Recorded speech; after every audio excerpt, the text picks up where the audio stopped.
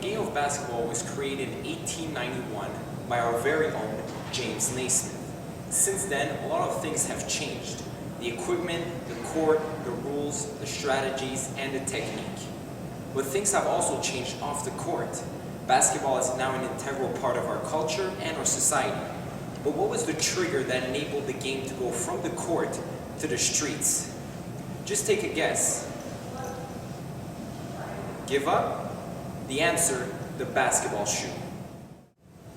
The basketball shoe was originally designed to outfit the feet for the game in order to allow basketball players to perform high jumps, fancy maneuvers, and tight turns. Back in the days, they looked something like a work boot.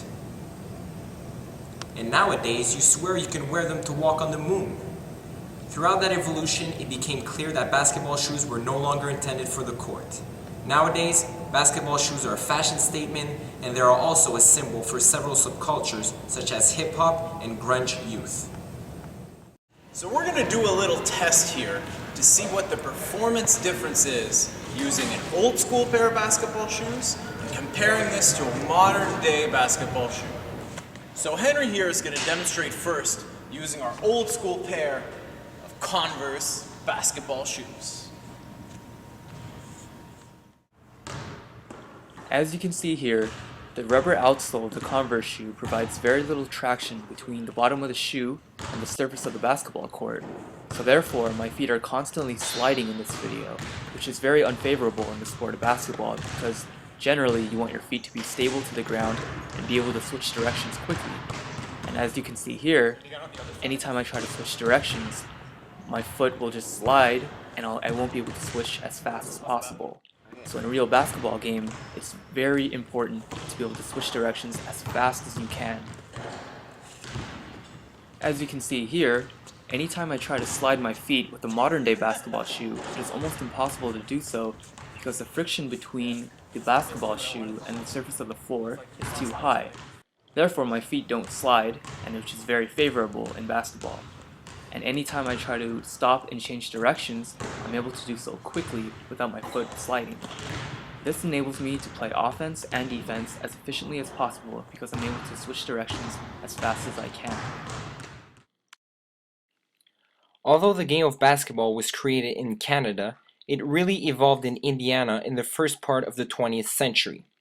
This is where Charles Hollis Taylor, aka Chuck Taylor, grew up. During his glory years from the 1930s to the 1950s, he was recognized as a former professional basketball player, a businessman, a teacher who put on thousands of fundamental of basketball clinics around the United States, and the creator of a highly praised annual college basketball All-American list. Nowadays, he is known to be the most famous basketball shoe icon in the history of the game by popularizing the Chuck Taylor All-Stars by Converse. In 1908, the Converse Rubber Shoe Company was founded by Marcus Converse, and it was a company that relied exclusively on its own sales force to sell shoes in its first decade. In 1917, Converse introduced the first model of the Converse All-Stars. This shoe had rubber soles, a double-wall canvas body, and high ankle support. Although most people believe that Converse was the first company to ever design a shoe especially made for the game of basketball, there were other shoes that came out before it. The Spalding Company produced a shoe specifically made for the game as early as 1907. By the early 1900s, sneakers were being produced by small rubber companies such as Firestone, B.F. Goodrich, Goodyear Company, and U.S. Rubber. These companies also sponsor professional basketball teams in order to market their car tires. In 1921, Chuck Taylor started working for the Converse Rubber Shoe Company and started selling shoes on the road and delivering his first basketball clinics. It was said that Chuck Taylor started working for Converse because of Nate Holman, the famous original Celtics player. It was at the height of the Celtics' fame, and Holman allegedly received a letter from Converse saying that they would offer him $50 a month to walk into sporting goods stores and mention a good word for their shoes. Nat would not do it, but Chuck considered the offer, then accepted it on its own.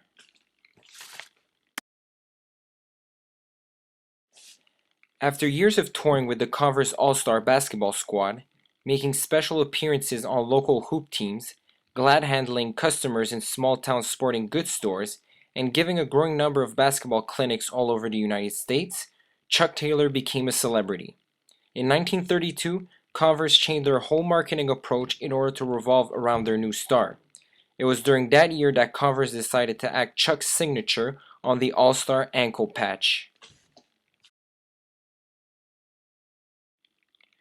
Chuck's basketball clinics, which were often covered by the local press, in addition to his personal service when selling shoes, is what made the Converse Chuck Taylor All-Stars so popular. Up until the 1960s, Chuck Taylor All-Stars were worn by just about every high school, college, and professional basketball player in the country. Beginning in 1932, more than 750 million pairs of Chuck Taylor All-Stars have been sold worldwide.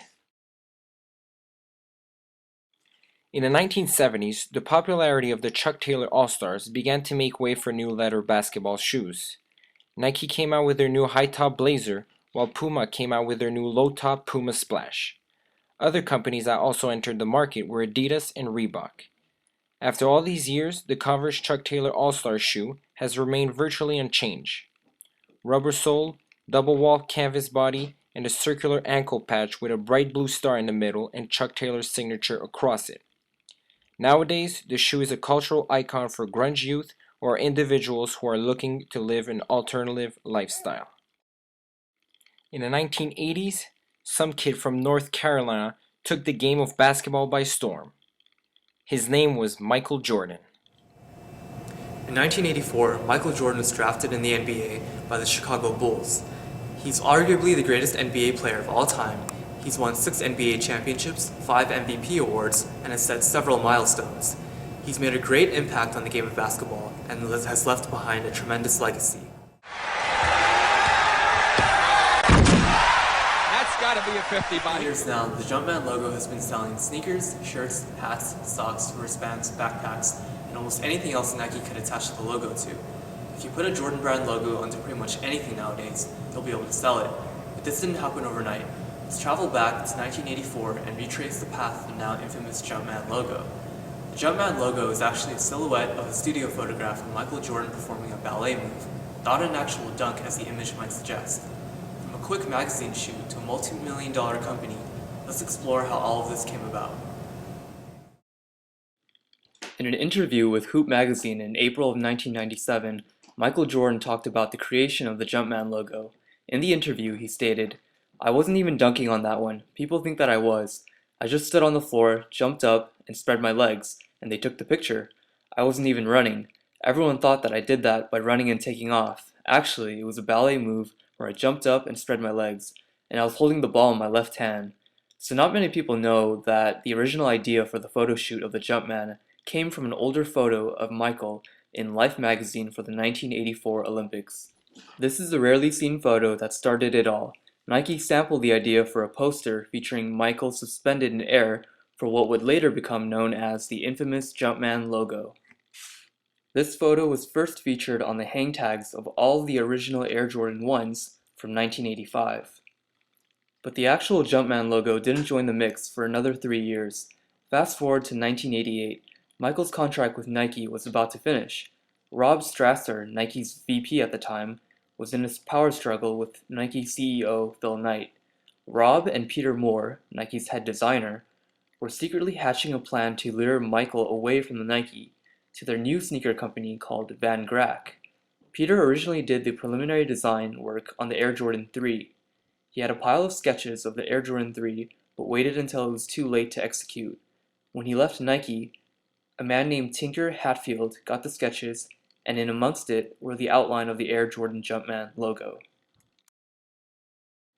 Since 1985, Nike sales have jumped through the roof, and Phil Knight, Nike's CEO, was not about to lose Michael that easily. He gave Tinker the task of presenting the next Air Jordan 3 to Michael himself. Both Tinker and Ron Dumas designed the entire Air Jordan 3 line in a matter of weeks. At the Air Jordan 3 presentation, Michael was ready to leave Nike. This was Nike's last chance to show and prove why Michael should stay with them. When Tinker said that he has a sample pair of the Air Jordan 3, Michael's eyes lit up.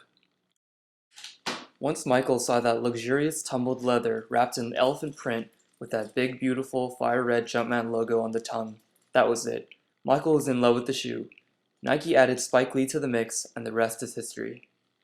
From the commercials, the dunk contests, the scoring titles, the MVPs, the buzzer beaters, the heartbreaking losses, the championships, the retirement, the comeback, and even the 72-10 season, what an amazing ride. By the end of Michael Jordan's career with the Chicago Bulls, the Jumpman was strong enough to live outside of the shadow of Big Brother Nike, and the Jordan brand has been soaring to new heights that seemed unimaginable at first. From a quick photo shoot to a multi-million-dollar company, it is amazing to see how much progress the Jordan brand has made in only 2 decades. The Jordan brand is raking in revenue at over $1 billion annually and dominates its market. As a matter of fact, 3 out of every 4 pairs of basketball shoes sold in North America are Jordan brand.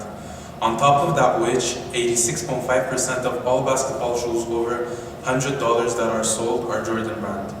However, Jordan brand does not only stop at shoes. Jordan brand has become a major clothing line with a wide variety of apparel. So therefore, the Jordan brand has now become a lifestyle. The Jumpman logo does not only appear on the basketball court, neither on just basketball equipment.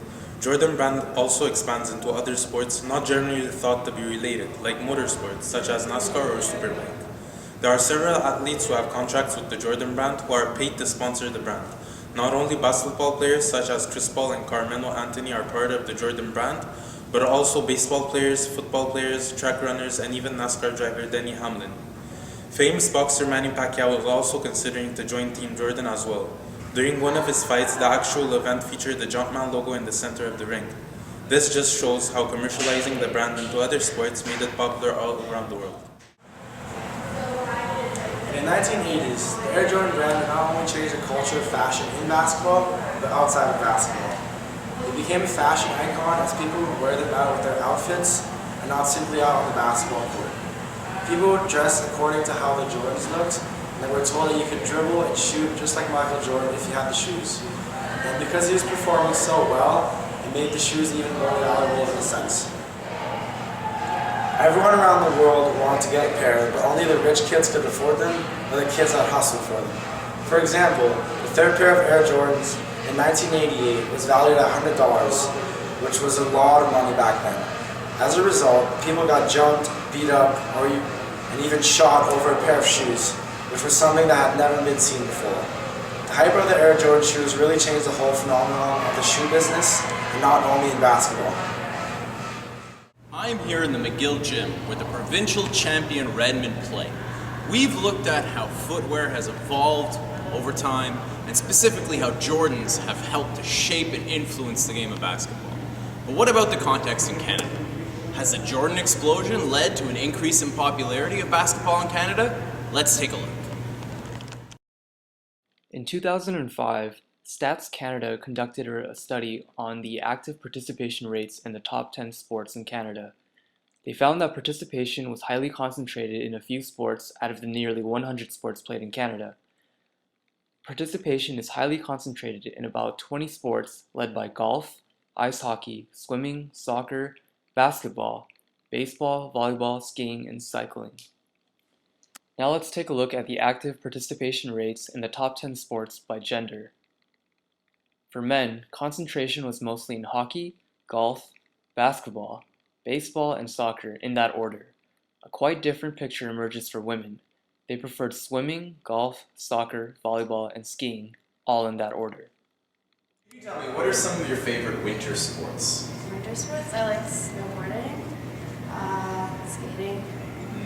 What about basketball? I like basketball, yeah. Do you think of basketball as a winter sport? Yeah. That wouldn't have come to mind first. And if I was to give you a blank check to go out and buy a pair of basketball shoes, what kind of shoes would you buy? God, I don't know. Like Nike. Nike? Okay, can you name me some of your favorite winter sports? Winter sports? Winter sports. I guess hockey. Hockey's pretty much. I'm not much of a skier. What about basketball? Basketball, I play every Saturday morning still. Do you think of basketball as a winter sport? If you ask me to elaborate, then no. No? Okay. If I was to give you a blank check to go out and buy a pair of basketball kicks, what would you buy? Jordans, no doubt. Excellent. right now. Steve Nash, who is a well-known Canadian NBA player, created his own Youth Basketball Foundation, which is a national youth basketball initiative designed to develop fundamental skills, sportsmanship, and a love for the game of basketball. This grassroots program supports and empowers community-based recreational groups and facilities, schools, and other institutions across Canada in an effort to positively influence youth through basketball. The goal of the program is to allow participants the opportunity to maximize their potential while promoting the importance of youth basketball as a vehicle to build character, discipline, and self-esteem. Canada Basketball, 9 years in the making, is a retrospective series on the events in Canadian basketball history which have led us to today. This series will recognize important milestones and historic achievements which now serve as the foundation of our organization. While dates and facts form content, they aim to provide context and depth through guest submissions from storytellers and basketball historians. As the tale of Canada basketball unfolds, they welcome additional collaborative content from individuals who have seen the plays, heard the crowds, and felt the pride of our sport's rich past. So the one challenge we have to increase the popularity of basketball in Canada is this: snow. A lot of people don't identify basketball as a winter sport. This is a challenge that must be addressed.